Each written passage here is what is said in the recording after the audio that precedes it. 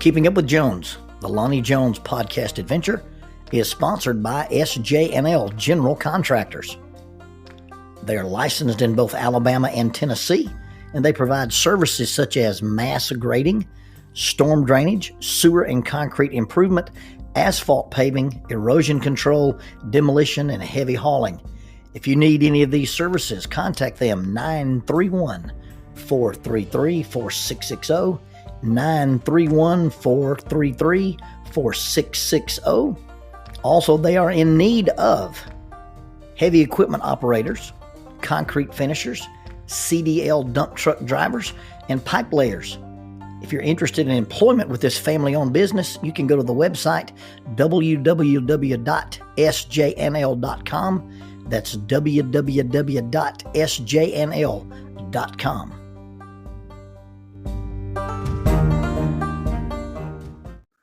My right knee goes under and behind your left knee.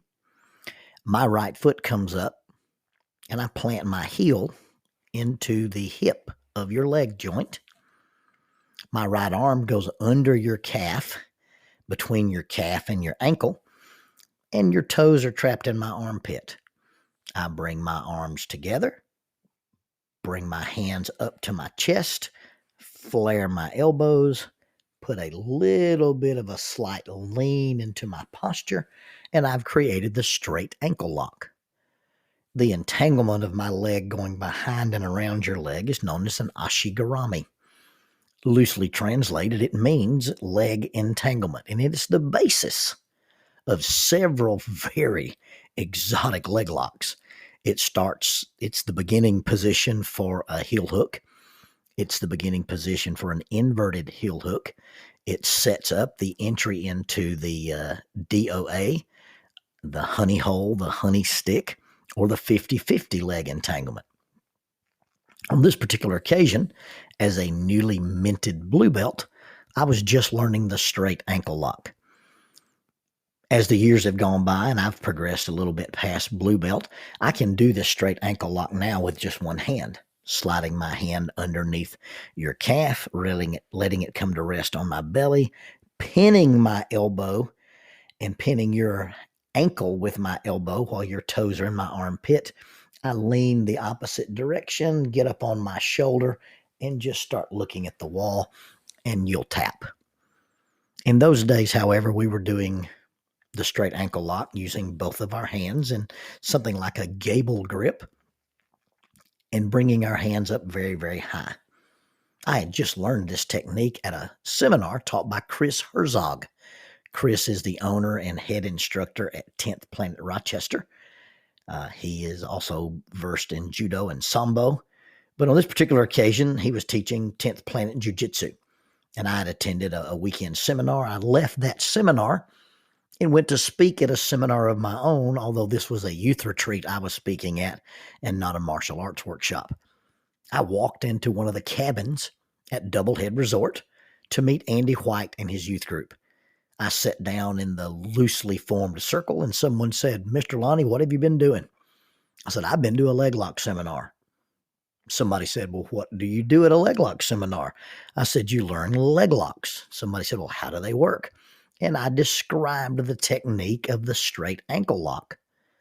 The young man sitting immediately to my left put his leg in my lap and said, "Well, good luck with that." And sitting across my thighs was a gray metal bar attached to this young man's knee that ended in a false foot.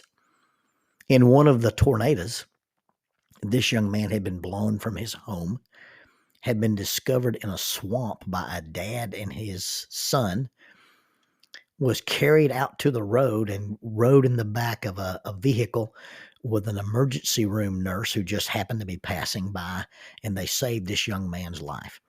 He got an artificial leg from the knee down, and it looks to me like it's made out of a gray titanium.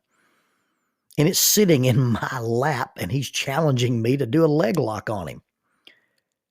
So we went outside, and I loosely set up the ashigarami, ran my right arm underneath the bar, grab the bar with my left hand, and then put my right hand on top of my wrist.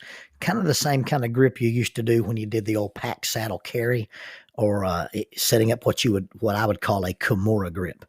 I leaned back into this young man's leg and grimaced and flexed my muscles, and somebody took our picture. I immediately sent the picture to Chris Herzog and said, "Hey, your leg lock doesn't work." My phone instantly vibrated with a single text message: "Your grip is wrong."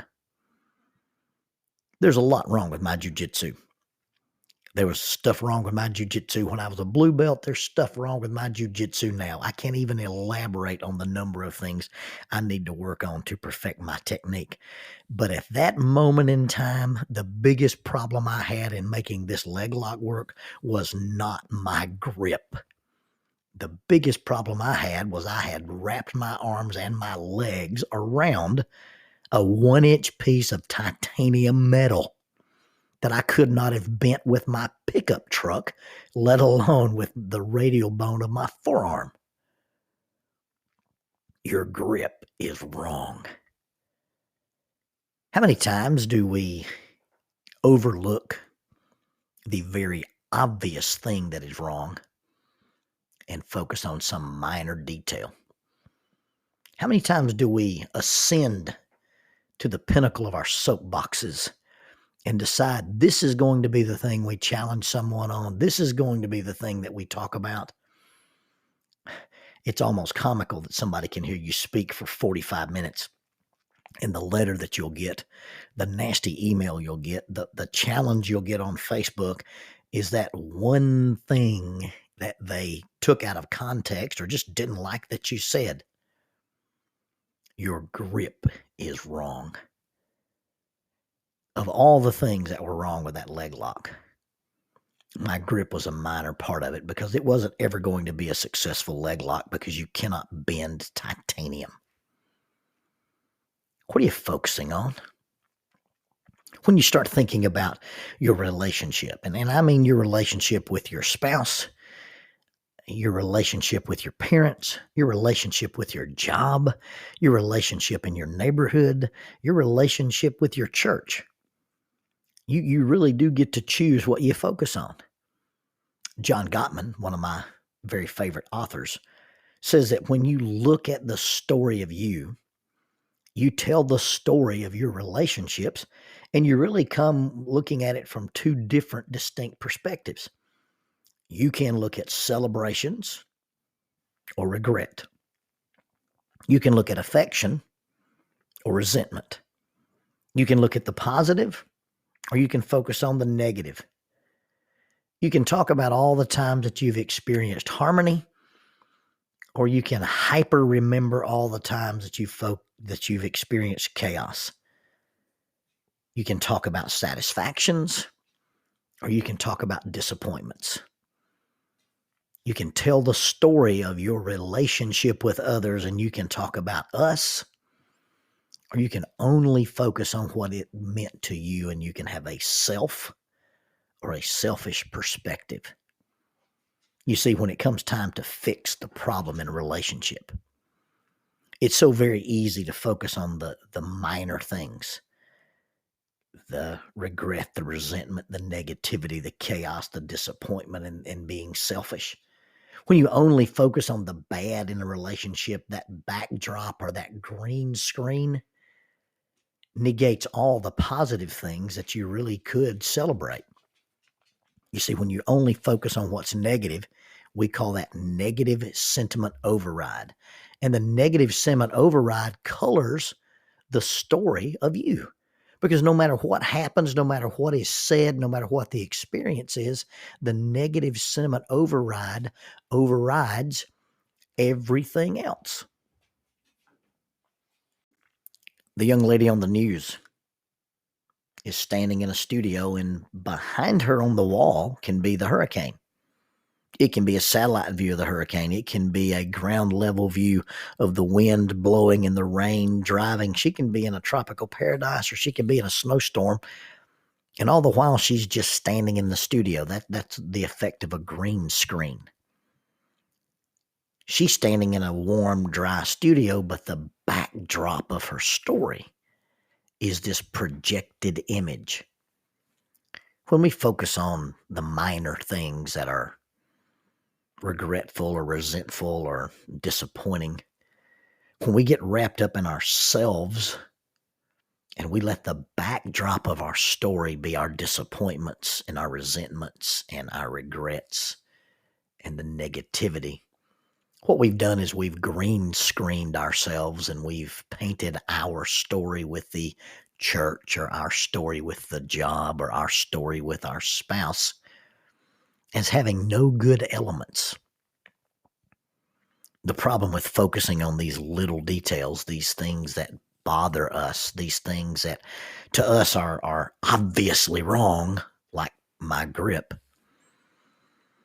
The problem with that is that it's very easy to ignore the glaringly inflexible, hard, rigid, unbending thing that is actually the problem in our relationship. It's actually the problem in the dynamic of how we tell the story of us. And when we're unbending or unforgiving, then it doesn't really matter what kind of grip you have on the thing. All you'll ever see is the regret, the resentment, the negativity, the chaos, the disappointment. And you'll convince yourself that there's a big problem. And we major in minors. And we fail to see that there's a much larger problem than this little bitty thing that we focused on. Negative sentiment override. It's not about not telling the truth. Yeah, imperfect people behave imperfectly. And let's just explore that a minute. I'm an imperfect person. I married an imperfect person. We gave birth to a person, and when she got old enough, she became an imperfect person. I live in a neighborhood of imperfect people. I go to church with imperfect people. I work with imperfect people, and I'm self-employed. Why do we lose our minds when imperfect people occasionally act imperfect? And then we focus on that one little imperfection and all the time ignore the real problem. And we're quick to text, we're quick to say, we're quick to point out, hey, your grip is wrong.